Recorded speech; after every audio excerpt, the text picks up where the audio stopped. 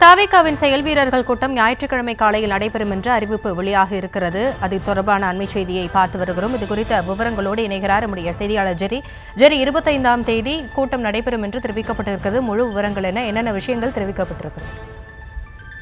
வணக்கம். தமிழக வெற்றி கழகம் சார்பில் வருகிற ஞாயிற்றுக்கிழமை, அதாவது 25ஆம் தேதி மாமல்லபுரத்தில் இருக்கக்கூடிய தனியார் நட்சத்திர விடுதியில் மாநில மாவட்ட அளவிலான தமிழக வெற்றி கழக செயல் வீரர்கள் ஆலோசனை கூட்டம் நடைபெற இருப்பதாக கட்சியுடைய தலைமை அலுவலகம் அறிவிப்பினை வெளியிட்டிருக்கிறது. இதற்கு முன்னதாக தமிழக வெற்றி கழக தலைவர் விஜய் டிசம்பர் மாதம் நடைபெற்ற கிறிஸ்துமஸ் விழா, அதன் பிறகு நடைபெற்ற மக்கள் சந்திப்பு என இதில் மட்டுமே அவர் பங்கெடுத்திருந்தார். ஏறத்தாழ 1.5 மாத காலமாக அவர் பொதுமக்கள் சந்திப்பு நிகழ்ச்சியில் பங்கேற்கவில்லை. இந்நிலையில் தான் 25ஆம் தேதி மாவட்ட மற்றும் மாநில நிர்வாகிகள் செயல் வீரர்கள் கூட்டத்தில் விஜய் பேச இருக்கிறார்.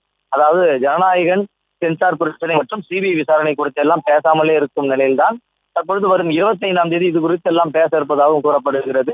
காரணம், சென்சார் பிரச்சனைக்கு கூட காங்கிரஸ் உள்ளிட்ட பல முக்கிய பிரமுகர்கள் குரல் கொடுத்திருந்தார்கள். நேரடியாக இதில் தொடர்புடைய விஜய் இது குறித்து மௌனம் சாதித்திருந்தார். அவருடைய கருத்தை அவர் தெரிவிக்காமலே இருந்தார்.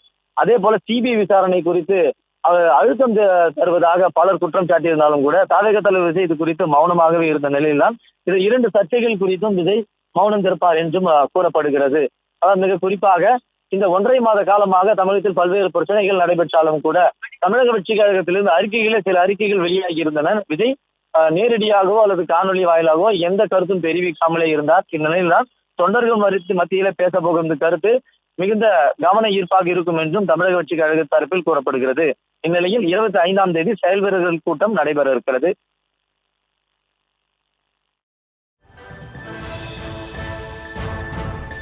விவரங்களுக்கு நன்றி ஜெரி.